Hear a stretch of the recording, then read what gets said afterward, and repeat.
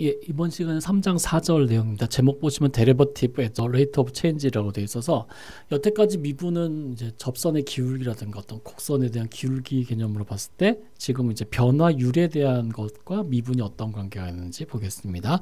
일단은 함수 fx인데 x0에서 인스탄테너스 레이트 오브 체인지에서 순간 변화입니다. 그 순간에 어떤 변화가 일어나는지를 보는 건데 그때는 이 f'(x는) 요걸로 정리를 합니다. 그러니까는 이 미분, 이거는 원래는 앞에서 했으면은 x0에서 함수 f의 미분 계수인데 그것이 x0에서의 순간 변화율이라는 개념으로 도입이 되기도 합니다. 그래서 이제 예를 보시면요, the area A of a circle is related to its diameter d 이렇게 되어 있습니다. 원래 원의 면적은 반지름 제곱 파이잖아요. 그러니까 반지름의 길이가 길면 길수록 면적은 커지고 반지름 길이가 작아질수록 면적은 작아지고 이렇게 됐습니다. 근데 지금 현재 문제는 뭐냐면은 다이아메타라고 그랬어요. D 다이아메타니까 제가 그림을 잘 못 그려서 양해해 주시기 바랍니다. 원을 그려야 되는데 또 원이 있어요. 그리고 현재 여태까지 여러분 배우셨었던 거는 여기 반지름 개념이잖아요. 근데 지금 여기서는 어떤 거냐면 다이아메터입니다. 그러니까는 다이아메터라는 건 요 길이에요. 요것이 D입니다. 그러니까는 반지름이 R이고요. 다이아메터는 D입니다. 그래서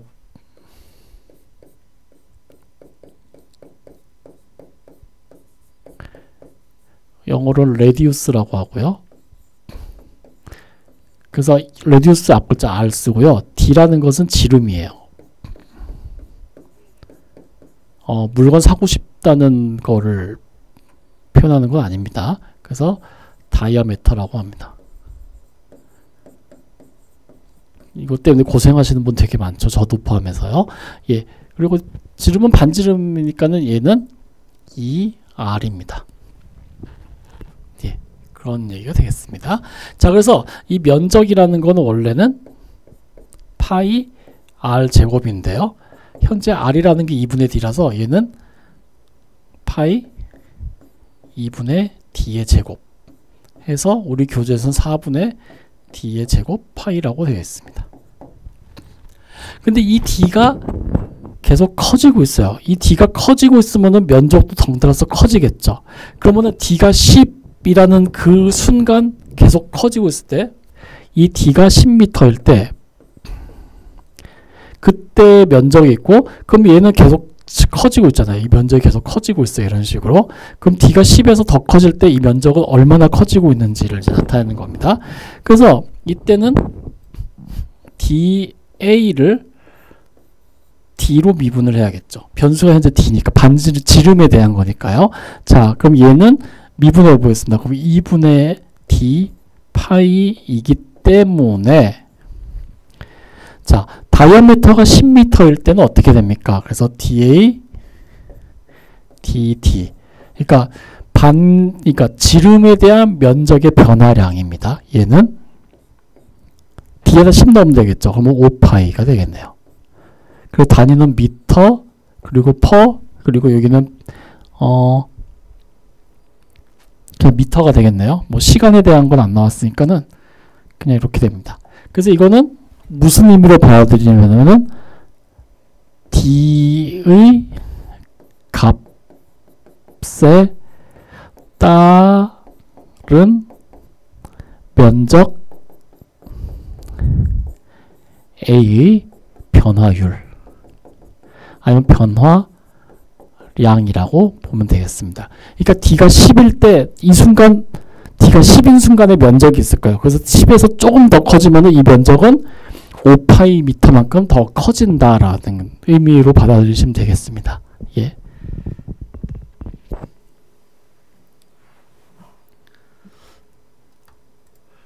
참고로 말씀드리자면 이 표현은 잘 안 씁니다. 원래는 이 다이아메터라는 거고 레디우스 이 R이라는 걸 더 많이 씁니다. 그래서 앞으로는 파이 R 제곱이 나올 텐데 그럼 왜 이걸 썼어요 하면은 그냥 교재에서 이렇게 나와가지고요. 그래서 썼습니다. 혹시 뭐 교재랑 달라가지고 나중에 또 뭔가 오해가 생길까봐. 예. 그 다음 보겠습니다. 디스플레이스먼트는 위치입니다. 그리고 에버리지 벨로시티는 평균 속도입니다.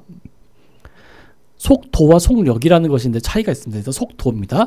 자, suppose that 어느 오브젝트, 뭐 물질이 사람 몸이 될 수도 있고 아니면 어떤 물질이 될 수 있고 자동차가 되든 뭐 아니면 뭐 고양이가 되든 뭐가 되든 건데 it's moving along coordinate line.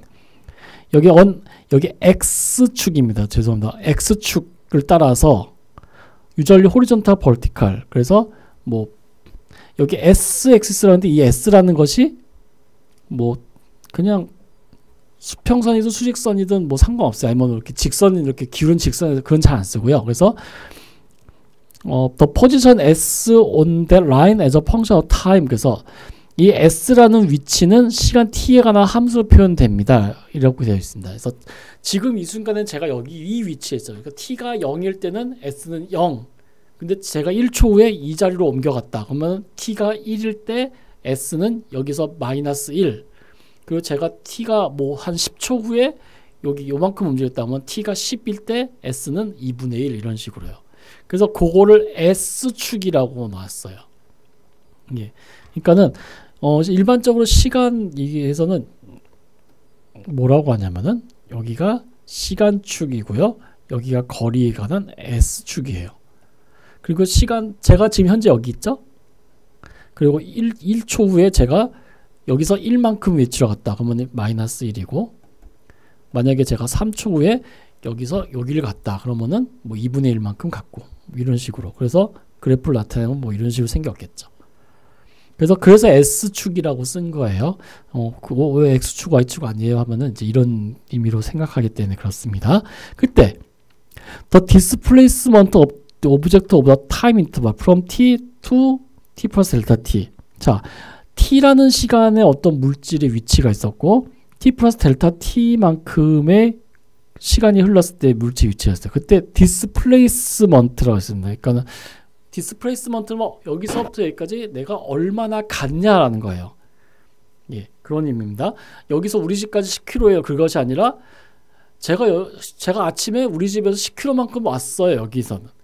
그러면은 지금 이 t라는 시점에서는 여기고 t 플러스 델타 t만큼 갔을 때 얼마만큼 움직였냐를 나타내는 게 디스플레이스먼트예요. 자, 그래서 그거는 f의 t 플러스 델타 t에서의 위치에서 ft에서의 위치를 뺀 겁니다. 그리고 에버리지 벨로시티에서 평균 속도는 그 주어진 시간 동안 평균 속도는 이렇게 주어집니다. 라고 되어 있습니다. 자, 그래서 요걸 나타내면은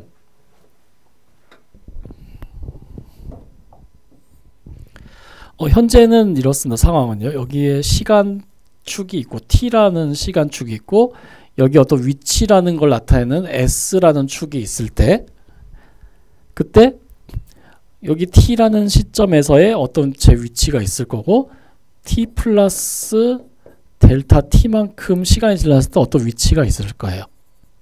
그리고 그것을 우리는 s는 f의 t라고 나타낼 때 그러면은 디스플레이스먼트라는 건 뭐냐면요. 여기에서부터 여기까지 이 거리가 바로 디스플레이스먼트입니다. 그걸 델타 S라고 놓고요.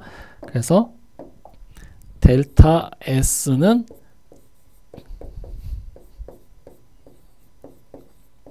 디스플레이스먼트라고 그러고 요거는 정의가 어떻게 하냐면은 t 플러스 델타 t에서의 함수값에서 t일 때 함수값을 뺀 거예요.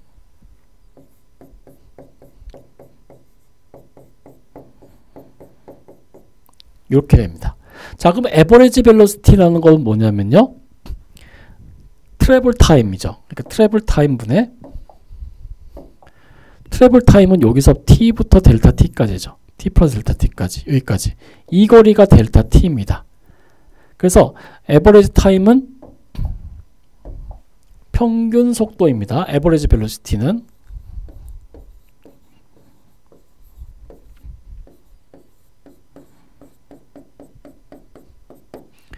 이 처음 위치에서 여기까지 갈 때 걸린 시간 대비 간 거리예요. 그래서 델타 t분의 델타 s로 나타납니다.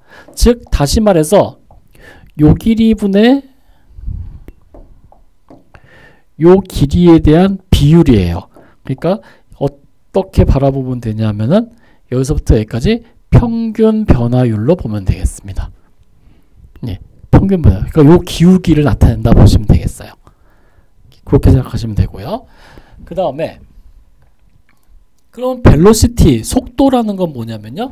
여기 벨로시티가 되고 혹은 여기 순간 속도인데 그 순간에 무슨 일이 일어나는지를 보는 거예요. 그래서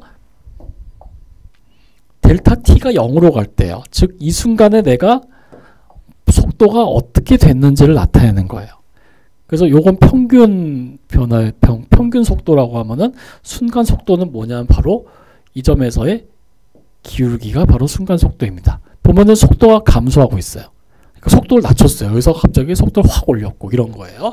그래서 그냥 벨로시티라고 합니다. 그냥 벨로시티예요. 우리가 일반적으로 말하는 벨로시티는 순간 속도를 나타내는 거라서 요거를 벨로시티 앞글자 V라고 쓰고요. 당연히 시간 t에 관한 거고 요거는 이 에버리지 벨로시티에서 시간을 0으로 보낸 거예요. 그래서 리미트 델타 t가 0으로 갈 때 델타 t분의 델타 s로 쓰고요. 델타 s는 요거라고 말씀드렸죠. 그래서 요거를 순간 속도라고 이야기합니다. 그러면 속도라는 것이 있고 속력이라는 것이 있어요. 스피드라는 것이 있어요. 스피드는 뭐냐면요. 요 속도의 절대값을 나타냅니다. 속도의 절대값을 나타냅니다. 그래서 편의상 속 벨로시티를 이렇게 쓰는데 델타 t가 0으로 갈 때 ds 이거를 s를 t로 미분한 거라고 쓰고 이렇게 쓰고요. 아니면은 요거를 s 프라임 t라고 쓰기도 합니다. 미분의 정의에 의해서요. 그래서 스피드는 뭐냐면은 절대값 ds dt라고 쓰기도 하고 아니면은 s 프라임 t라고 하기도 합니다. 그래서 벨로시티는 뭐냐면은 어떤 일종의 방향 개념이 있어요. 이 벨로시티가 플러스면은 양의 방향으로 가고 있다. 벨로시티가 음이면은 음의 방향 추진하고 있다. 이런 식으로 생각해요. 그래서 벨로시티가 플러스면은 앞으로 그러니까 양의 방향으로, 벨로시티가 마이너스는 후진 이런 개념인데 스피드는 그런 거 없어요. 스피드는 오직 양만 있어요. 그래서 스피드는 내가 시속 5km로 가고 있습니다. 어느 방향으로요? 직진이에요? 후진이에요? 아 그건 몰라. 그냥 속도가 5km야. 속력이 5km야. 이런 거고 속도가 5km입니다. 라는 말 하고 속도는 직진 개념으로 5km입니다. 라고 맞아. 그래서 속도가 5km라는 거는 앞으로 내가 전진하고 있다는 개념이에요. 속도가 마이너스 5km는 내가 후진하고 있다는 거예요. 속력은 그런 거 없어요. 방향이 없어요. 그래서 가끔 인터넷에 이렇게 인문계 감성과 이공계 감성할 때 뭐 내가 너에게 가고 있는 속도는 뭐 몇 킬로야 뭐 속력은 몇 그러면 이제 속력으로 얘기해야지 그거는 막 그런 식으로 대답하는 경우가 있죠. 그게 이런 것 때문이에요. 속력은 방향 개념이 있어요. 속도는 그런 거 없어요. 아 죄송합니다. 속도는 방향 개념이 있어요. 앞으로 가냐 뒤로 가냐. 속력은 그런 거 없어요. 그 양이에요. 절대량이에요. 예, 그것만 이제 좀 주의하시면 됩니다. 예, 어쨌든 이제 그런 것도 있고요. 자, 그래서 an object is moving along a horizontal line. 그러니까 수평선을 따라서, 그러니까 도로를 따라서 뭐 차가 간다 할 때, when the object is moving forward, 앞으로 가고 있을 때는 s가 증가하고 있는 상태니까 s가 증가한다는 거는 s 프라임이 증가하고 있습니다. 그러니까 s 프라임 t가 양수라는 거는 앞에서 보셨듯이 v가 양수라는 거죠. 그러니까 벨로시티가 포지티브예요. 그러니까 속도가 양수라는 의미는 앞으로 가고 있다는 거고 when the object is moving backward, backward는 s가 감소하고 있다는 거예요. 내가 처음에 이만큼 갔어요. 근데 후진하면은 간 거리는 결국 어때요? 여기만큼 갔다 요만큼 온 거니까 결국 요만큼밖에 못 간 거잖아요. 그럼 처음보다 s가 줄었어요. 감소하고 있어요. 그때 벨로시티는 네거티브예요. 벨로시티는 음이라는 거예요. 뒤로 가고 있다는 겁니다. 예, an object moving along vertical line. vertical line이면은 the object moves upward. 위로 가고 있다는 얘기죠. 그때는 벨로시티가 포지티브. 내려가고 있다는 거는 네거티브 벨로시티예요. 그러면서 이제 일반적으로 중력 가속도는 마이너스가 붙는 게 그거예요. 왜냐면 아래로 향하고 있기 때문에 그래요. 만약에 중력과 속도가 플러스가 붙으면은 인간은 땅에 못 붙어 있고 다 위로 떠돌아다녀야 돼요.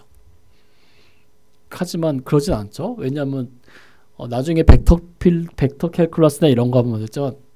항상 이쪽 방향으로 가게 자연현상이 만들어져 있습니다. 그렇게요. 참고로 알아주시기 바라고.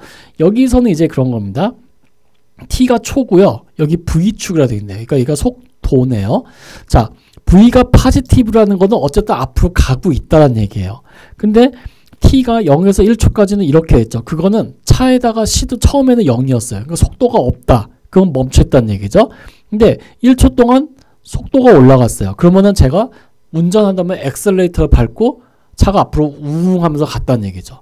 근데 1초에서 2초 동안 아니면 뭐 1초에서 2초 동안은 속도의 변화가 없어요. 이거는 엑셀레이터는 밟고 있는데 속도의 변화가 없다. 내가 시속 60km였으면은 1초에서 2초까지 시속 60km를 유지하고 있었다는 얘기예요. 그러니까 이거를 스테디라고 그러죠. 평형 상태. 그리고 제가 2초, 3초까지 V 속도가 떨어졌어요. 이거는 제가 엑셀레이터를 떼었다. 아니면 브레이크를 밟았다는 얘기예요. 그럼 속도가 떨어지고 있죠. 그런 얘기예요. 그래서 슬로우 다운인데 지금 여기서는 뭐냐면은 브레이크를 계속 밟아서 계속 V가 계속 낮아지고 있어요. V가 낮아지는데 V가 마이너스로 갔죠. 이거는 아예 속도가 0에서 속도가 0이 V가 0이면은 정지 상태인데 속도가 마이너스라는 건 뒤로 후진하고 있었다는 거예요. 그러니까 가는데 잘못 들었어요. 이쪽으로 꺾어야 되는데 지나쳐왔어요. 그러면은 뒤로 가야죠 뭐. 그래서 후진하면서 후진을 갔어요. 근데 너무 많이 왔어 이미. 그래서 빨리 가자 그래가지고 1초 동안 어마어마하게 빨리 갔어요. 여기서 이거는 벨로시티는 마이너스 값이에요. 근데 스피드는 굉장히 큰 값이에요. 속력은 굉장히 빠른 속력으로 갔어요. 그러니까 속도는 마이너스라서 속도는 느리다라는 뭐 마이너스인데 아무튼 굉장히 빠른 속력으로 후진했다 이렇게 설명을 하는 거죠. 그리고 여기에서 갑자기 브레이크 후진하다가 엑셀을 뗐어요. 그러면 속도가 점점 줄어들면서 계속 후진하는데 3초, 4초 동안은 뒤로 확 갔다가 4초에서 5초 동안은 너무 빨라 하면서 슥 가는 거죠. 그러다가 5초에서 다시 멈췄고 그 다음에 5초에서 6초 동안 1초 동안 뭐 했냐? 다시 내비게이션을 보는 거죠. 이 길 맞나? 내가 이쪽에서 좌회전해야 되는 거 맞나? 보고 맞다. 그러면 이제 꺾어서 다시 간다. 뭐 그런 얘기죠. 그래서 요거를 보면서 이게 지금 무슨 상황이구나라는 거를 판별할 수 있으면 돼요. 이게 어떤 거다. V가 양수라는 게 뭐고 V가 음수라는 게 뭐고 뭐 그런 것만 잘 아시면 될 것 같습니다. 자, 엑셀레이션은 가속도예요. 가속도란 건 뭐냐면 속도의 변화예요. 자, 그래서 만약에 물질의 포지션, 위치가 시간 t에서 포지션이 s라고 하면은 이 물질의 가속도, 시간 t에 대한 가속도는 속도를 미분한 거여서 s를 t에서 2번 미분한 겁니다. 예, 그런 거고 갈릴레오의 경험에 의해서 프리폴 자유낙하 운동이죠. 물질은 위에서 아래로 떨어질 때 그때 이 시간 t에 대한 s는 이렇게 나타납니다. 그래서 요거는 아예 방향이 아래로 내려가 있기 때문에 요 방향이 양의 방향이에요. 그래서 g가 이렇게 되어 있습니다. 그러니까 g가 플러스여서 이렇게 가는 게 아니라 자유 낙하 운동이기 때문에 요게 양의 방향이에요. 위치는 s는 여기서부터 0부터 1초 후에 뭐 9.8m, 2초 후에 뭐 9.8 곱하기 4m 이런 식으로 9.8m 갔습니다. 9.8 곱하기 4m 갔습니다. 이런 식으로 가거든요. 그러니까 이게 양의 방향이에요. 그래서 이 경우는 g가 플러스 9.8입니다. 만약에 위로 던지면은 아래로 이제 공이 위로 갔다가 다시 아래로 떨어지려는 경향이 있으니까 그때는 마이너스가 붙어야 되고요. 근데 지금은 거리를 여기서 9.8m 이런 식으로 재기 때문에 여기는 플러스가 맞습니다. 그래서 이런 것 때문에 되게 어려워요. 이런 것 부호도 따져야 되고 어느 쪽 관점으로 이걸 측량을 하느냐 뭐 그런 것도 있기 때문에 그래서 부호나 이런 거 잘못 계산하면 이제 되게 문제가 복잡해지죠. 근데 어쨌든 뭐 지금은 그런 단계는 아니니까요. 예, 그래서 넘어가겠습니다. 자, 이그젠플이 있습니다. 이그젠플이 이 하나만 있는 게 아니라 원래는 한 4문제 정도 있습니다. 보시면요 문제는 다 똑같고요. 똑같고 이런 식으로 예, 첫 번째 문제입니다. 일단 다이너마이트 블래스트는 블로즈 헤비락 스트레이트 업. 그러니까는 무거운 돌 바위가 있을 때 밑에다 다이너마이트 넣고 터트리면 바위가 퉁 하고 위로 올라간대요. With a launch velocity of 160피트 per second. 1초당 160피트의 속도로 스트레이트 업 하면 됩니다. 그러니까 이거는 V가 위로 올라가는 것이 양의 방향이에요. 그러면 떨어질 때는 마이너스가 붙겠죠. 그래서 시간 t 초후에 이제 몇 피트를 갔는지 봤더니 160t-16t 제곱피트만큼 간대요. t 초후에. 자, 그러면은 이 바위는 얼마나 높이 올라갑니까가 첫 번째 문제입니다.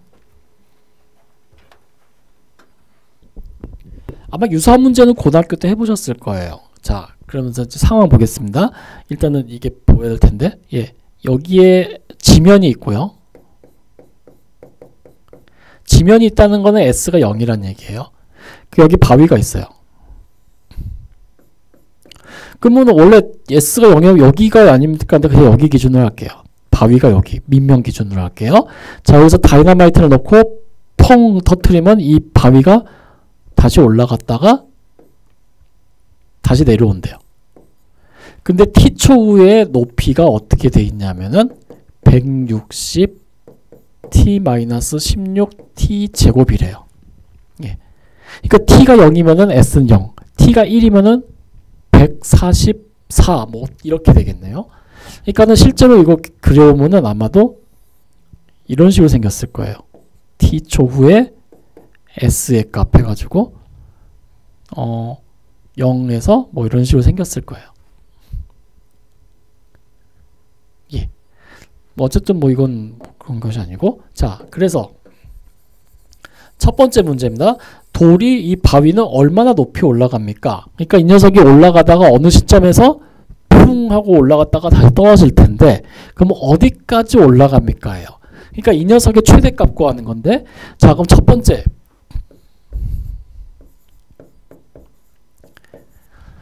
이 바위가 최대 높이까지 올라갔다는 얘기는요, 즉 여기서부터 이렇게 속도가 V가 있는데 V가 처음에는 엄청 클 거예요.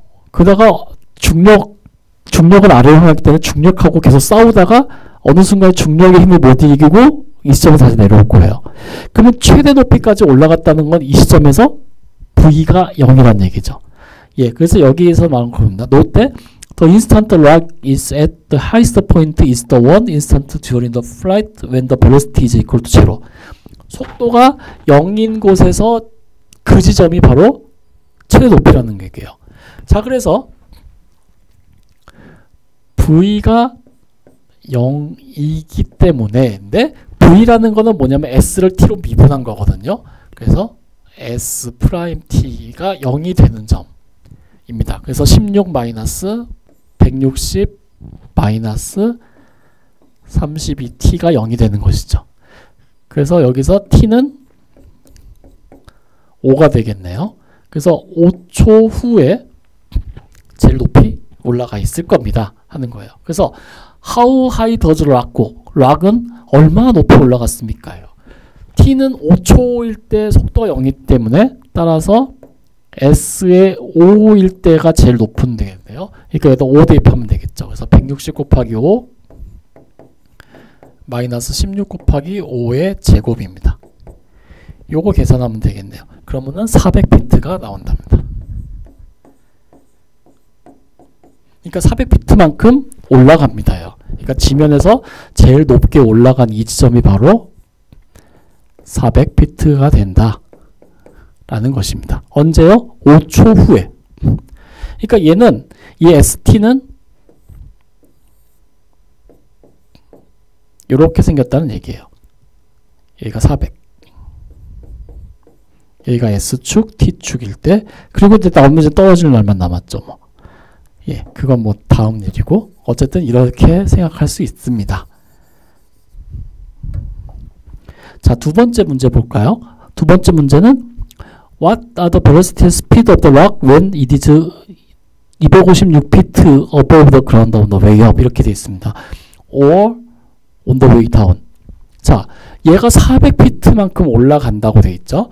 그러니까는 얘가 분명히 얘는 어느 지면에 다이나모 터진 다음에 올라가다가 어느 시점에서 얘가 256비트를 지날 거예요.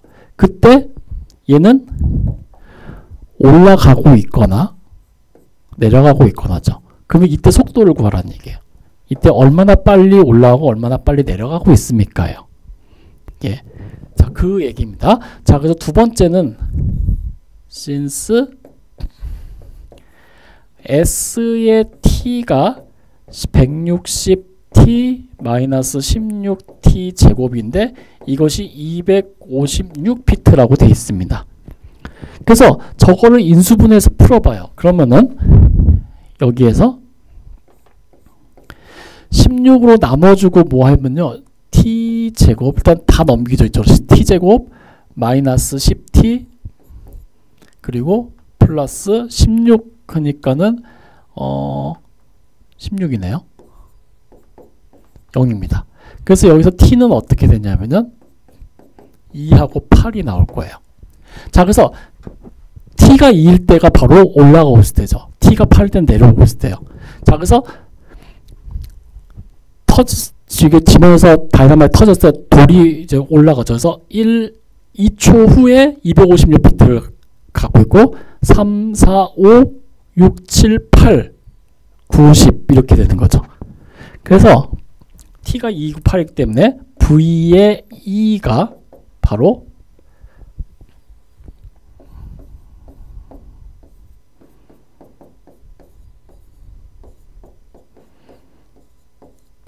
V가 2는 108피트/세크입니다. 그래서 162 죄송합니다. 제가 산수를 잘못했네요. 96이네요. 예. 죄송합니다. 제가 산수를 좀 약해가지고요. 96피트/세크 속도로 얘는 올라가고 있습니다고요. V의 8은 160에다가 32 곱하기 8배니까요. 이거 계산하면 마이너스 96피트/세크가 됩니다. 그러니까 2초 후나 8초 후에는 돌의 속력은 96피트/세크예요. 근데 V2초에서는 V가 양의 값을 가지니까 V 올라가고 있는 상태를 나타내고요. V8일 8초에서는 마이너스니까 내려가고 있는 상태를 나타내는 거예요. 예, 그래서 올라가고 있을 때는 96피트/세크고요. 내려가고 있을 때는 96피트/세크입니다. 근데 내려가고 있다는 건 마이너스부터 해서 마이너스 96피트/세크 이런 게 되는 거죠. 예, 이렇게 해서 이야기를 할 수 있습니다. 세 번째 문제도 What is the acceleration of the rock at any time t during its flight? 그래서 그러면 가속도는 얼마입니까? 가속도는요. 그냥 간단하게 여기다 쓸게요. 가속도 A는 S를 2번 미분한 겁니다. 근데 아까 전에 S를 한 번 미분한 게 이거 2번 미분한 거는 마이너스 32가 되겠죠. 피트/세크 제곱입니다. 뭐 단위는 지금 신경 쓰지 마세요. 지금 단위가 중요한 게 아니고 그냥 이렇게 계산한다는 것만 알아두시면 되니까요. 그래서 이렇게 될 수 있고 그 다음에 What does the rock hit the ground again? 자, 돌은 언제 다시 땅으로 떨어집니까?예요. 자, 4번 문제는요.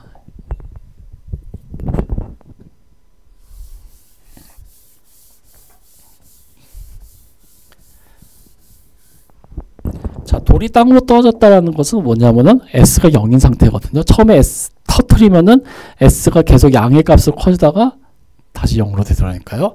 자, 그래서 4번은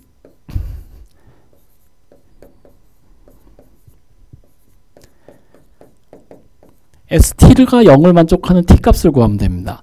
근데 얘는 160T-16T 제곱이기 때문에요.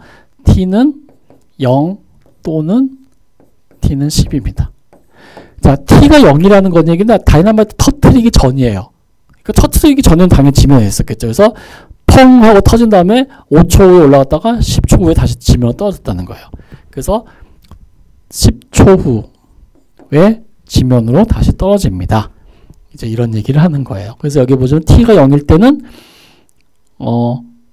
폭탄이 터지기 전에 위치고, 터진 후, 폭탄이 다이너마이트 터진 후에 5초 동안 올라갔다가 5초 동안 내려와서 10초 후에 이렇게 됐습니다 하는 문제입니다. 예, 뭐 이런 얘기가 되겠습니다.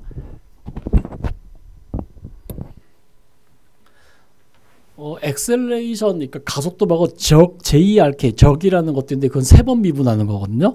근데 그건 뭐 차가 이제 저도 고속도로 운전할 때 그런 거 있으면 차가 처음에는 이렇게 안 떨리다가 한 시속 한 뭐 150, 160 뭐 이렇게 밟으면요 차가 떨린대요. 그 우르르 떨리는 게 적이라는 건데, 그게 가속도의 변화가 클 때, 그러니까 차량에서 엑셀레이터를 정말 어마어마하게 세게 밟으면 차가 떨리는 현상이 나오는데 그걸 적이라고 한다고 그러더라고요. 근데 그거에 대한 문제는 그렇게 많이 다루지 않아가지고 그 부분은 제외하고 여기 이 부분만 설명드리도록 하겠습니다.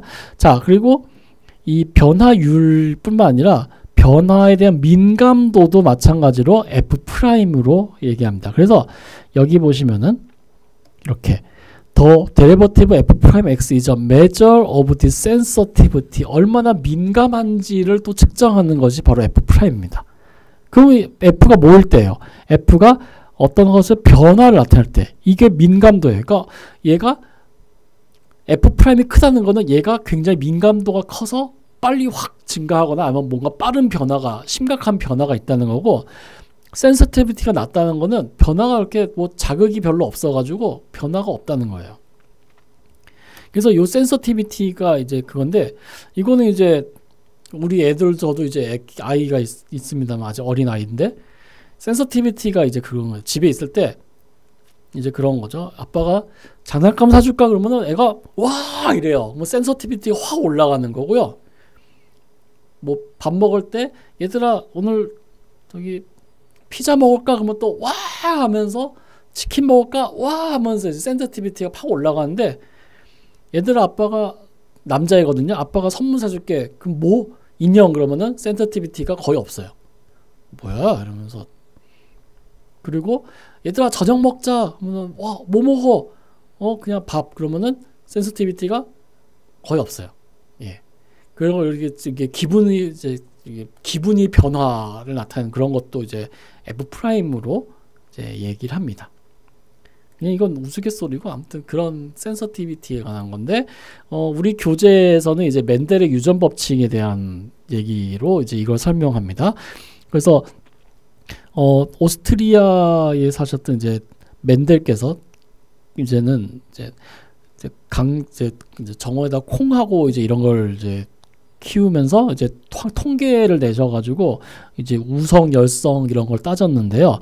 일단은 보니까는 P가 0과 1 사이 값인데, 이것이 어떤 땅콩, 어떤 콩의 스무스킨, 그러니까 부드러운 껍질을 가진 콩인데 이것이 도미넌트 우성이에요. 이것이 우성이에요. 그리고 1-P는 열성이죠. 이거는 껍질이 윙클되니까 좀 껍질이 좀 약간 부드럽지 않고 좀 이렇게 좀 별로 고르지 않은, 그러니까 이렇게 좀 우두두두한 뭐 그런 겁니다. 이것이 열성이에요. P는 그러니까 거의 좀 큰 값이에요. 일단은 1-P는 약간 작고 열성이니까는, 그때 스무스킨 P가 다음, 그러니까 걔네들 이렇게 보통 콩을 이렇게 심을 때는 뭐 껍질이 부드러운 녀석, 껍질이 뭐 둔탁한 녀석 이런 거를 골라서 심지는 않죠. 일반적으로 어떻게 알아요? 그래서 막 심죠. 그래서 심었을 때, 그러니까 우성인 녀석과 열성인 녀석들 다 같이 심었을 때 다음 세대의 스무스킨 피, 그러니까는 부드러운 콩이 나올 가능성은 요 정도가 된다라고 했어요. 그래서 이 y는 2p-p제곱이거든요. 2p-p제곱이기 때문에 실제로 p가 0이면은 0, 그리고 p가 2일 때 0, 그리고 얘는 이렇게 생겼어요.